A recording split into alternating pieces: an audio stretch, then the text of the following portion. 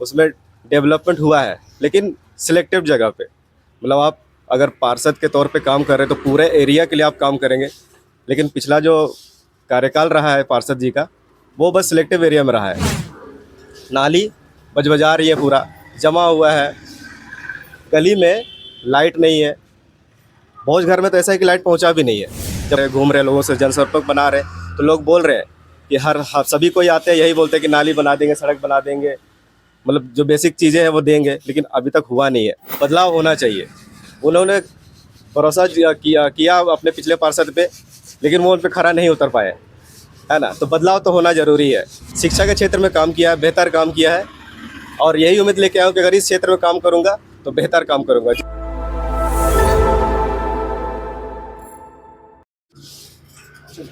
Neeraj ji, ward 51 में क्या कुछ खामियां देखे कि आपको पार्षदी का चुनाव लड़ना पड़ रहा है, क्योंकि आप एक युवा हैं और भी कुछ कर सकते हैं, तो भी पार्षदी का चुनाव जो लड़ रहे हैं तो वो क्या देख के लड़ रहे हैं? देखिए, पहली बात तो ये है कि ये जो एरिया है मेरा बचपन से देखा हुआ है।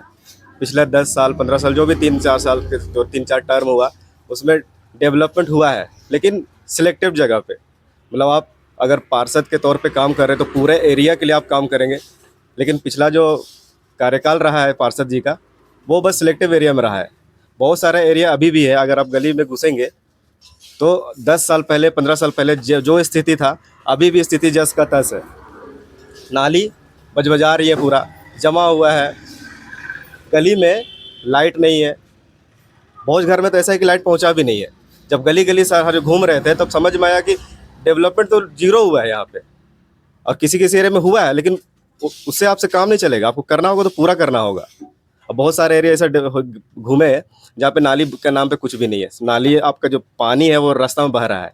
अभी भी लोग वहाँ पे जा रहे हैं, तो जब दौरा में जा रहे हैं, घूम रहे हैं, लोगों से जनसंपर्क बना रहे हैं, तो लोग बोल रहे हैं कि हर सभी कोई आते हैं यही बोलते हैं कि नाली बना देंगे, सड़क बना देंगे, मतलब जो बेसिक चीज़ें हैं वो देंगे, लेकिन अभी तक हुआ नहीं है।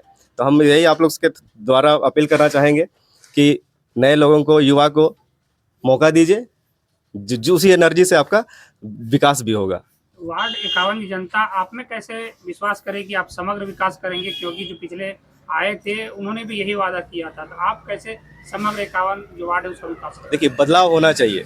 उन्होंने भरोसा किया अपने पिछले पार्षद पे, लेकिन वो उन पर खरा नहीं उतर पाए, है ना। तो बदलाव तो होना ज़रूरी है, क्योंकि बदलाव नहीं होगा तब कैसे पता चलेगा कि इससे भी अच्छा कुछ हो सकता है।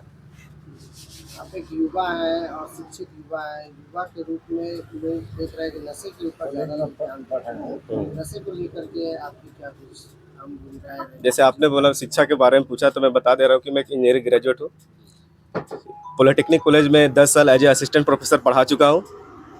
शिक्षा के क्षेत्र में काम किया है, बेहतर काम किया है, और यही उम्मीद लेके आया हूँ कि अगर इस क्षेत्र में काम करूँगा तो बेहतर काम करूँगा। शिक्षा के क्षेत्र में काम किया है, बेहतर काम किया है, और यही उम्मीद लेके आया हूँ कि अगर इस क्षेत्र में काम करूँगा तो बेहतर काम करूँगा। जिस तरह से अपने बच्चों को एजुकेट करता था कि पढ़ाई के क्षेत्र में अच्छा करना है, तो यहाँ अगर काम करूँगा तो नशा हुआ, जो भी नहीं होना चाहिए, जो कुरीतियाँ हैं, उनके बारे में भी जागरूक करूँगा लोगों को, अपने तरफ से मोटिवेट भी करूँगा, सिंचाई में काम किया है ना। मोटिवेट करूँगा उनको कि आप लोग आगे आइए, नए नए स्किल सीखिए। उनको जो भी मौका सरकार के द्वारा मिलना चाहिए, जो योजनाएं हैं उनके बारे में बताऊंगा, उनको लागू भी करवाऊंगा, उनको स्किल बेस्ड शिक्षा में टेक्निक जो भी है वो जोड़ने की कोशिश करूंगा।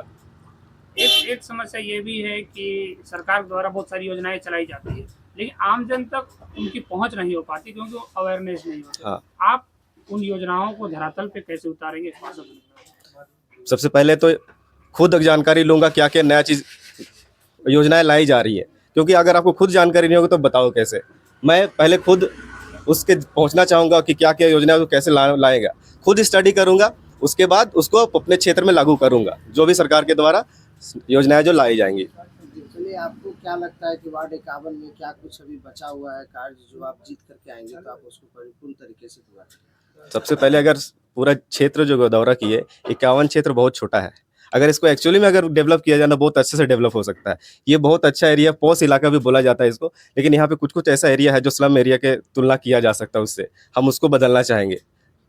जैसे पिछला पार्षद जो है वो बोलती है कि हम ये एक एरिया में उनको वोट मिला, वहाँ पे काम किया, दूसरे एरिया में नहीं वोट दिया, तो वो साफ साफ बोलते हैं कि वो वहाँ से वोट नहीं मिला तो वहाँ से काम कुछ नहीं करेंगे।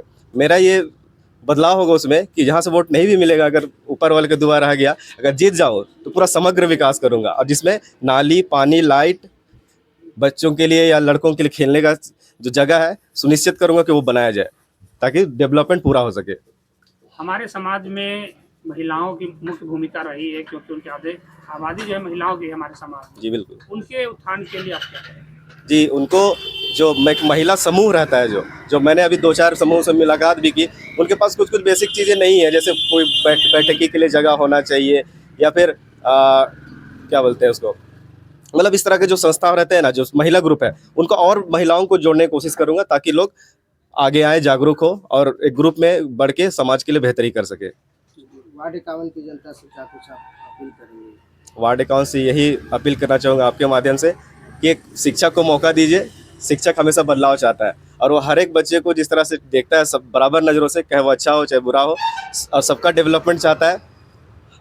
अगर वार्ड पार्षद बन जाता हो तो इसी तरह से ट्रीट करूँगा कि वो मेरे बच्चे, वो मेरे फैमिली मेम्बर है, वो मेरे बड़े बुजुर्ग है, सबका एक तरीके से एक नज़रिए से सबका सेवा करूँगा।